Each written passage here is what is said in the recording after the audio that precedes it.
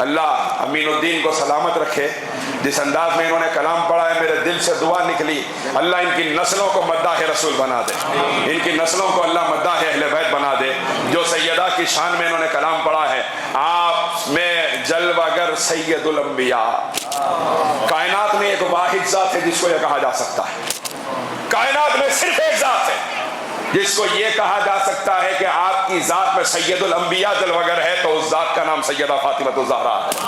کوئی اور ہے ہی نہیں کائنات میں جس کو کہا جائے. یا تو سیدہ ہے یا تو سیدہ کے بچے ہیں جن کو یہ کہا جا سکتا ہے, کیونکہ میرے آقا نے ارشاد فرمایا ہے, اس کو صواہق المحرقہ میں امام ابن حجر مکی رحمۃ اللہ علیہ نقل فرماتے ہیں, میرے آقا نے ارشاد فرمایا کہ جب تم میرے بعد مجھے دیکھنا چاہو تو تمہیں چاہیے کہ مجھے میرے اہل بیت کے اندر تلاش کرو, مجھے میرے اہل بیت میں تلاش کرو. اب یہاں ایک اور بات سمجھنے کی ہے کہ اہل بیت میں تلاش کرو جب حضور نے فرمایا تو ہم نے حضور میں کس کو تلاش کیا ہے؟ اہل بیت میں حضور کو تلاش کر رہے ہیں, اور حضور کو کس میں حضور میں کس کو تلاش کیا؟ یہ سمجھنے کی بات ہے کہ دیکھا ہے خدا نے, خدا کو کسی نے تو بتا دے, دیکھا ہے خدا کو کسی نے تو بتا دے. جتنوں کو نظر آئے محمد صلی اللہ علیہ وسلم. ارے وہ ذات جس کو رب کریم نے ثم دنا فتدلی فکان قاب قوسین او ادنی کی منزلوں تک پہنچایا, اور جب آپ تشریف لائے اتنی قدر قریب, اس قدر قربت ہوئی اپنے یار سے کہ مصطفیٰ نے فرمایا من رآنی فقد رأى الحق, جس نے مجھے دیکھا ہے اس نے خدا کو دیکھا ہے.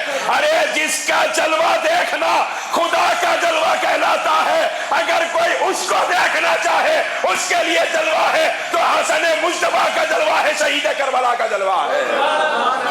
آپ اندازہ کیجئے حضور کہاں لے جا رہے ہیں اپنے شہزادوں کی عظمت کو, اور یہ حضور بیان فرما رہے ہیں.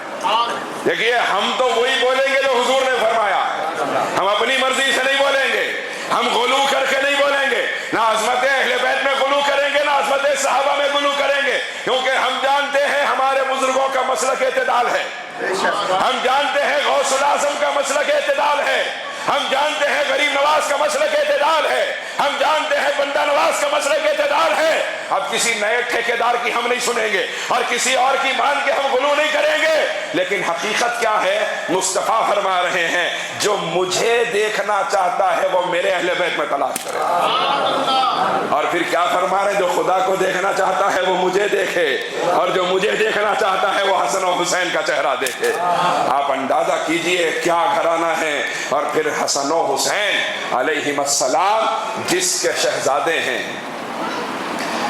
میں کبھی سوچتا ہوں کہ اللہ نے کیا شان دے دی ہے اقبال کے کلام کو کہ اپنے پرائے سب پڑھتے ہیں.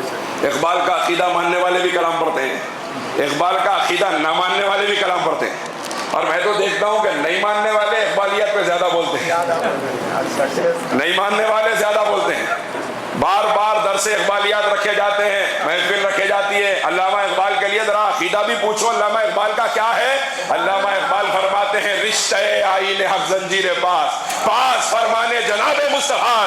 اقبال فرماتے ہیں کہ اگر اللہ کے قانون کی زنجیر میرے پیروں میں نہ ہوتی, اگر اللہ کے قانون کی زنجیر میرے پیروں میں نہ ہوتی, پاس فرمانے جناب مصطفیٰ, اگر میری آنکھوں کے سامنے مصطفیٰ کی احادیث نہ ہوتی, ورنہ گردے تربت اشگردید میں سجدہ بر خاک او باشید میں, خدا کی قسم میں کعبے کی بجائے فاطمہ زہرا کی مزار کا طواف کرتا, فاطمہ زہرا کی مزار کو سجدہ کرتا.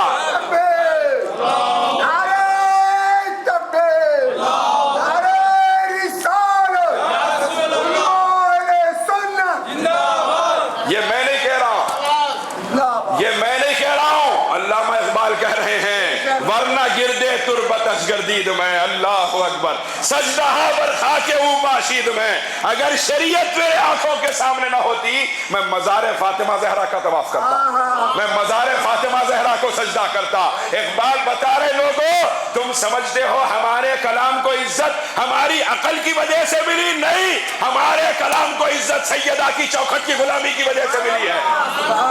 ہماری ذات کو عزت سیدہ کی چوکھٹ کی غلامی کی وجہ سے ملی ہے۔ کیوں کہ خدا جسے اوج کمال دیتا ہے در رسول در بطول کی چوکھٹ پہ ڈال دیتا ہے۔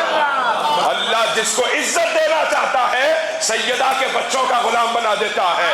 اللہ جس کو سیدہ کے بچوں کا غلام بنا دے وہ یہاں بھی عزت دار ہوتا ہے، موت بھی عزت کی مرتا ہے۔ محشر میں اٹھے گا تو سیدہ کے بچوں کے جھنڈے کے نیچے عزت کے ساتھ اٹھایا جائے گا۔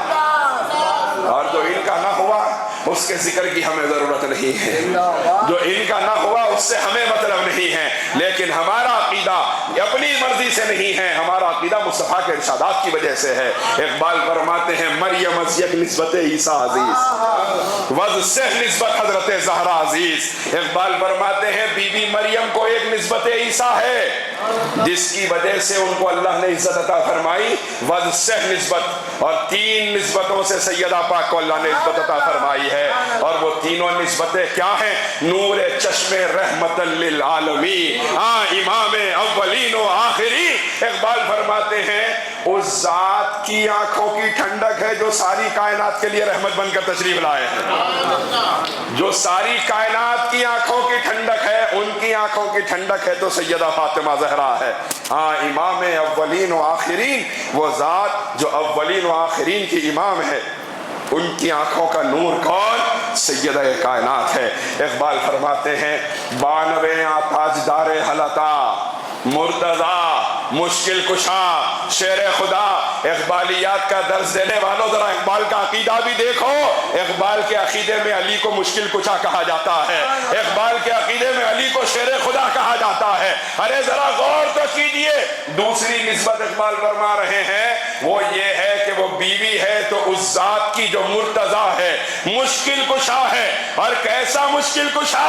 صرف وہ مشکل کشا نہیں، اس کی نسبت سے اس کے گھرانے میں پیدا ہونے والا 12 نسلوں کے بعد پیدا ہونے والا عبد القادر بھی مشکل کشا بن کے پیدا ہوتا ہے، 12 نسلوں کے بعد پیدا ہونے والا معین الدین بھی مشکل کشا بن کے پیدا ہوتا ہے۔ یہ گھرانہ اس ذات کا جس کا تذکرہ اقبال کر رہے ہیں، مرتضی مشکل کشا شیر خدا، اور وہ خدا کا ایسا شیر ہے جس کے جوہر کو دیکھ کے دنیا پکار اٹھی شاہ مرداں، شیر یزداں قوت پروردگار، لا فتح الا علی لا سیف اللہ ذوالفقار۔